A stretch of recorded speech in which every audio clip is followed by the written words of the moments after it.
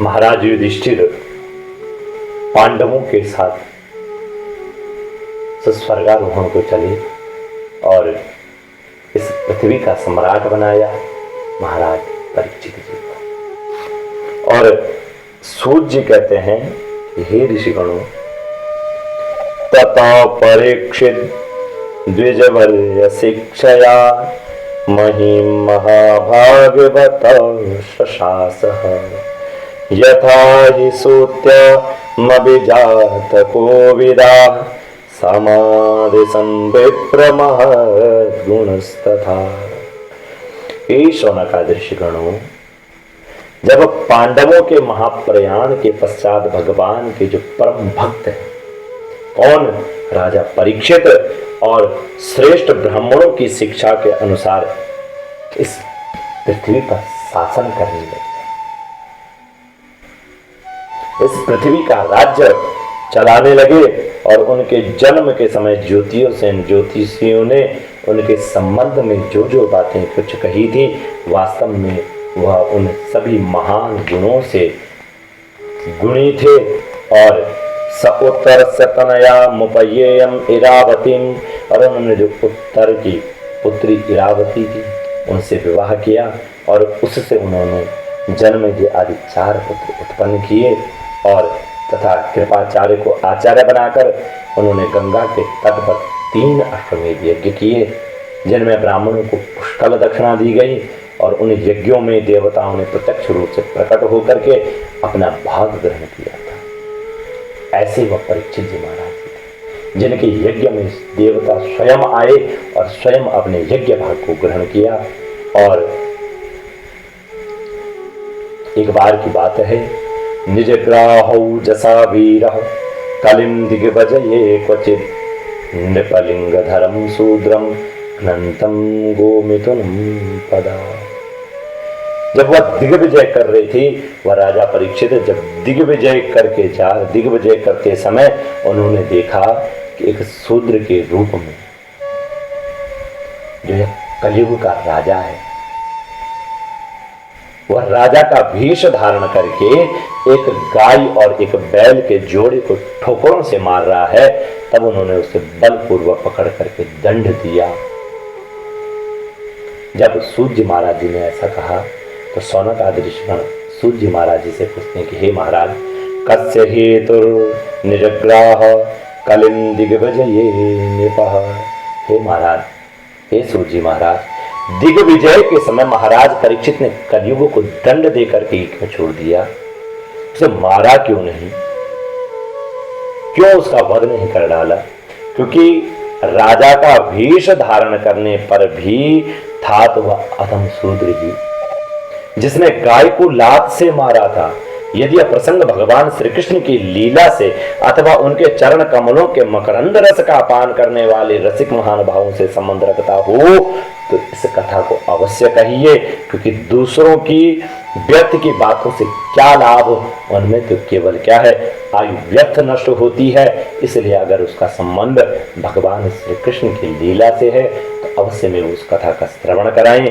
हे सूत जी, क्षुद्रायुषां नृणामंग मर्त्यानामृतमिच्छताम इहोपभूतो भगवान मृत्यु शामित्र कर्मणि। जो लोग चाहते हैं कि मोक्ष प्राप्त हो, परंतु अल्पायु होने के कारण क्या है, मृत्यु से ग्रस्त हो जाते हैं, उनके कल्याण के लिए भगवान यम का आह्वान करके उन्हें यह शामित्र कर्म में नियुक्त कर दिया गया है। और जब तक यमराज यहाँ इस कर्म में नियुक्त है तब तक किसी की मृत्यु नहीं होगी। मृत्यु से ग्रस्त मनुष्य लोग के जीव भी भगवान की सुधा तुल्य लीला कथा का पान कर सके, इसलिए महर्षियों ने भगवान यम को यहां बुलाया।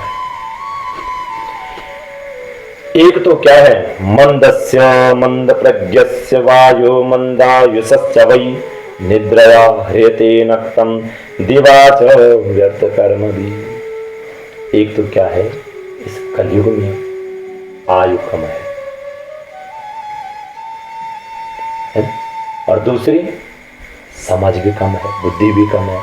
ऐसी अवस्था में संसार के जो मंद भाग्य विषयी पुरुष हैं, वह आयु, उनकी आयु क्या है, व्यर्थ ही बीती जा रही है।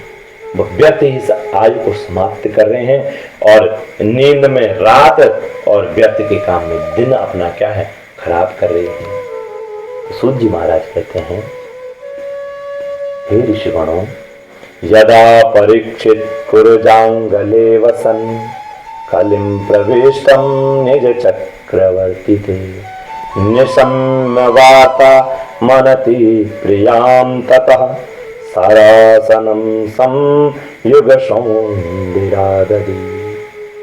जिस समय यदा परीक्षित कुरुजांगले वसन, जब राजा परीक्षित कुरुजांगल देश में सम्राट के रूप में निवास कर रहे थे, उस समय उन्होंने सुना कि मेरी सेना द्वारा सुरक्षित यह मेरा साम्राज्य है, इसमें कौन आ गया है, कलिम प्रविष्टम, कलयुग प्रवेश कर गया है। तो इस समाचार से उन्हें क्या है दुख तो अवश्य हुआ, परंतु यह सोच करके कि क्या होगा, युद्ध करने का अवसर हाथ लगा है, परंतु यह क्या है वे उतने जो है दुखी नहीं हुए। और उसके बाद युद्धवीर परीक्षित ने धनुष हाथ में लिया और स्वलंकृतम श्याम तुरंग योजितम, श्याम वर्ण के घोड़ों से जुते हुए सिंह की ध्वजा वाले सुसज्जित रथ पर सवार होकर के दिग्विजय करने के लिए नगर से बाहर निकल पड़े। और उस समय उनके साथ रथ, हाथी, घोड़ी, पैदल सेना उनके साथ चल रही थी। और उन्होंने भद्राश्व कीतमाल भारत भद्राश्वम कीतमालम च भारतम चोत्तरान कुरुन और किम पुरुषादिनी वर्षाणी विजित्य जगृहे बलिम, उन्होंने भद्राश्व कीतमाल भारत और उत्तर कुरु और किम पुरुष आदि सभी वर्षों को जीत करके वहां के राजाओं से भेंट की। और उन्हें उस देश में सर्वत्र अपने पूर्वज महात्माओं का जब सुयश सुनने को मिला तो उस यशो गान से पद पद पर भगवान श्री कृष्ण की महिमा का परम आनंद, उनकी महिमा जो उसमें प्रकट होती थी। और इसके साथ ही क्या कह रहे हैं कि उन्हें यह भी सुनने को मिलता था कि भगवान श्री कृष्ण ने अश्वत्थामा के ब्रह्मास्त्र की ज्वाला से किस प्रकार उनकी रक्षा की थी, तथा पांडवों की भगवान श्री कृष्ण में कितनी भक्ति थी। तेभ्यः परम संतुष्ट प्रीत्युजिम्भितलोचन महाधना निवासांसी तदुहारान महामना। और जब वे सुनते कि भगवान श्री कृष्ण ने मेरे पितामह इत्यादि जो पांडव हैं उनकी रक्षा में अपना जीवन यापन किया, और उन पांडवों की भगवान श्री कृष्ण में कितनी भक्ति थी, जो लोग उन्हें ये चरित्र सुनाते उन पर महामना राजा परीक्षित बहुत प्रसन्न होते, उनके नेत्र प्रेम से खिल उठते, वो बड़ी उदारता से उन्हें बहुमूल्य वस्त्र और मणियां इत्यादि उपहार में देते। और वे सुनते कि भगवान श्री कृष्ण ने प्रेम के परवश होकर के पांडवों के सारथी का काम किया। सारथ्य पारश दसेवन सख्य दौत्य वीरासनानुगमन स्तवन प्रणामान स्निग्धेषु पाण्डुषु जगत् प्रणतिं च विष्णोर् भक्तिं करोति नृपतिश्चरणारविन्दे। भगवान ने क्या किया, उनके सारथी बने, पांडवों के सारथी का काम किया, उनके सभासद बने, यहां तक कि उनके मन के अनुसार काम करके उनकी सेवा भी की भगवान श्री कृष्ण। और उनके सखा तो थे ही, वे दूत भी बने, वे रात को शस्त्र ग्रहण करके वीरासन में बैठ जाते और शिविर का पहरा भी देते, और उनके पीछे पीछे चलते स्तुति करते तथा प्रणाम करते। और इतना ही नहीं, अपने प्रेमी पांडवों के चरणों में उन्होंने सारी जगत को झुका दिया। और तब परीक्षित की भक्ति भगवान श्री कृष्ण के चरण कमलों में और प्रगाढ़ हो गई और बढ़ गई, और वह भगवान श्री कृष्ण को भक्ति में रमने लगी। तस्येवं वर्तमानस्य पूर्वेषां वृत्तिमन्वहं नाति दूरी किलाश्चर्यं यदासीत् तन्निबोध में। और इस प्रकार वे दिन दिन पांडवों के आचरण का अनुसरण करते हुए दिग्विजय कर रहे थे कि उन्हीं दिनों उनके शिविर से थोड़ी दूर क्या है किलाश्चर्यं, उन्हें एक आश्चर्य दिखाई दिया। और वह आश्चर्य मैं आपको सुनाता हूं। धर्मः पदेकेन चरन् विचच्छा मुपलभ्यगाम पृच्छति स्म श्रुवदनां विभत्सामिव मातरम्। क्या है धर्म? धर्म जो है एक पदेन, एक पैर से बैल का रूप धारण करके और इस संसार में घूम रहा था और एक स्थान पर उसे गाय के रूप में पृथ्वी मिली। गाय के रूप में पृथ्वी मिली। पृच्छति, और उन्होंने जो है उस पृथ्वी से पूछा कि पुत्र की मृत्यु से दुखनी माता के समान उसके नेत्रों से आंसू के झरने झर बह रहे थे, उसका शरीर श्रीहीन हो गया था। तब धर्म ने गौ स्वरूप ने पृथ्वी से पूछा,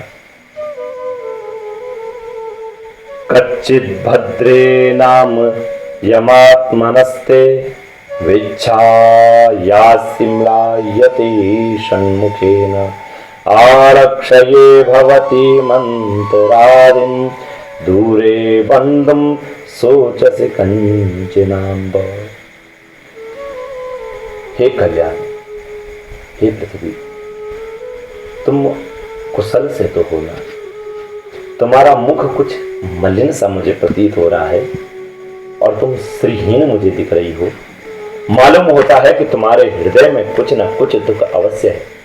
क्या तुम्हारा कोई संबंधी दूर देश चला गया है जिसके लिए तुम इतनी चिंता कर रही हो? पदेर न्यूनम सोचसी मयिकपादम, कहीं तुम मेरी चिंता तो नहीं कर रही हो कि इसके तो 3 पैर टूट गए हैं, 1 पैर पर रह गया है। संभव है तुम अपने लिए शोक कर रही हो कि अब क्या है, तुम्हारे ऊपर वह शूद्र जो लोग हैं और तुम्हारे ऊपर शासन करेंगे।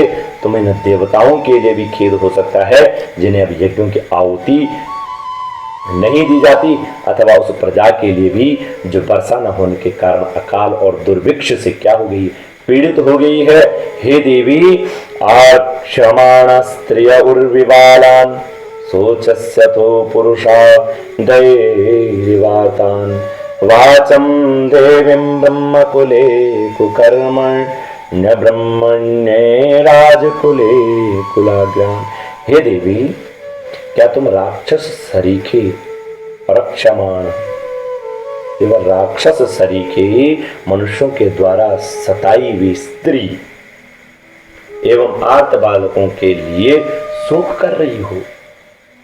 संभव है विद्या अब कुकर्मी ब्राह्मणों के चंगुल में पड़ गई है और ब्राह्मण कैसे हैं, विप्रद्रोही राजाओं की सेवा करने पर लगे हुए हैं और इसी का तुम्हें शायद मुझे लगता है दुख हो रहा है। आज के नाम मात्र के राजा तो 16 आने क्या है, कलयुगी हो गए हैं। वह पूर्ण रूप से कलयुग में घिर गए हैं। उन्होंने बड़े बड़े देशों को भी उजाड़ डाला। क्या तुम राजाओं या देशों के लिए शोक कर रही हो? या आज की जनता क्या है, खान पान वस्त्र स्नान और स्त्री सहवास आदि में क्या है, शास्त्र नियमों का पालन न करके स्वेच्छाचार कर रही है? क्या इसके लिए तुम दुखी हो?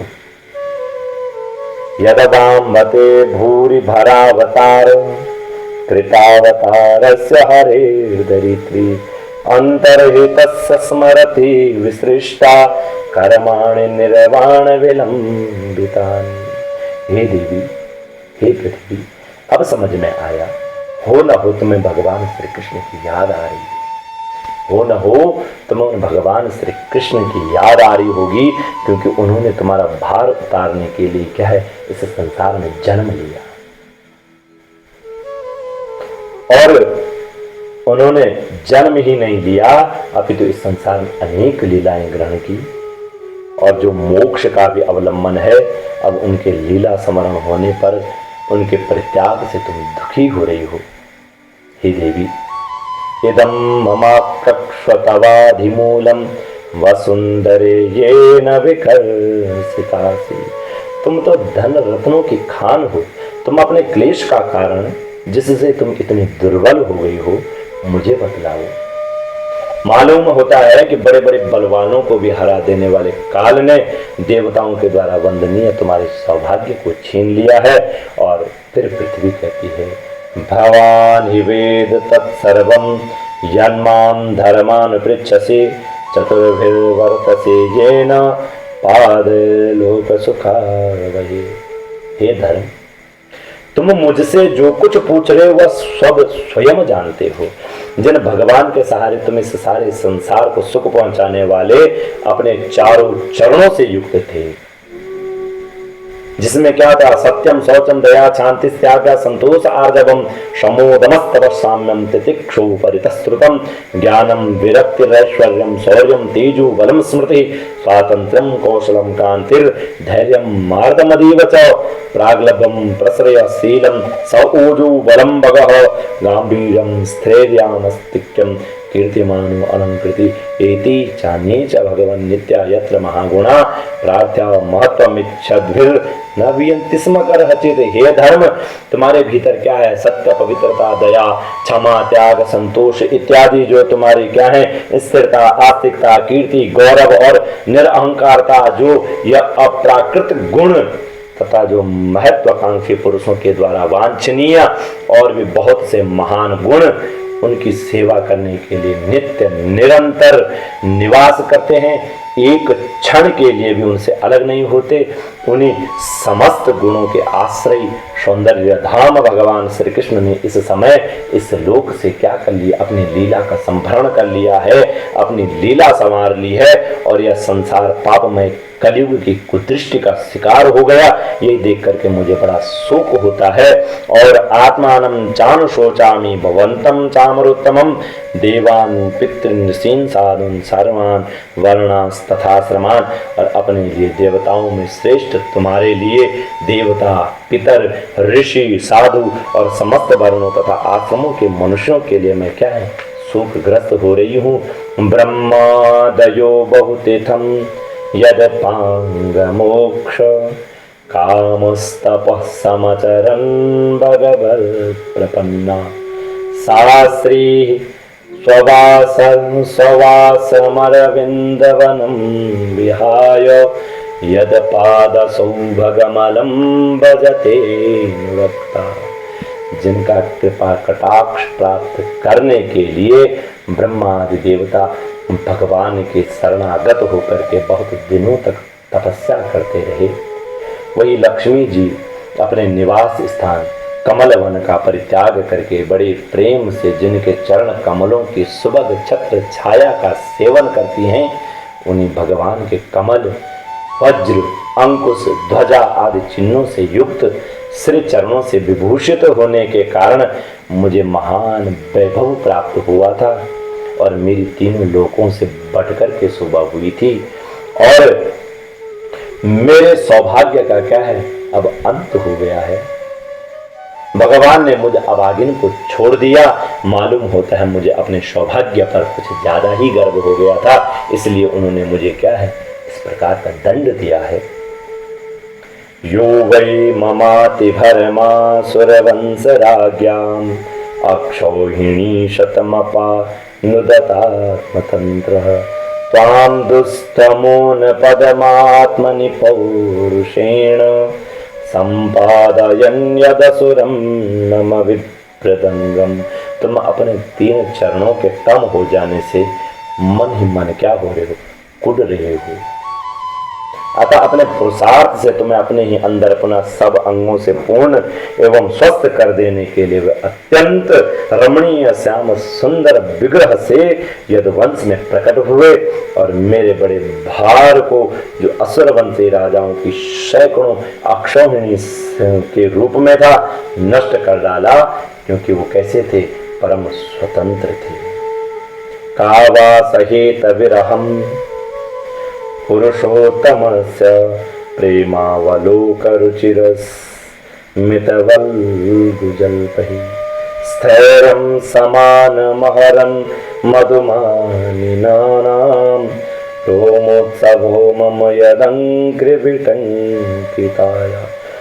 कावा सहित विरहम, जिन्होंने अपनी प्रेम भरी चितवन मनोहर मुस्कान और मीठी मीठी बातों से सत्यभामा आदि मधुमयी मनीनियों के मान के साथ धीरज को भी क्या कर दिया, छीन लिया था, और जिनके चरण कमलों के स्पर्श से मैं निरंतर आनंद से पुलकित रहती थी, उन पुरुषोत्तम भगवान श्री कृष्ण का विरह भला इस संसार में कौन सहन कर सकता है।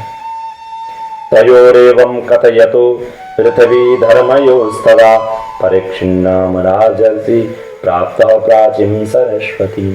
धर्म और पृथ्वी के बीच में जब इस प्रकार का आपस में बातचीत हो रही थी, ठीक उसी समय राजर्षि परीक्षित अपने पूर्व वाहिनी सरस्वती के तट पर आ पहुंचे और धर्म और पृथ्वी की बात को श्रवण कर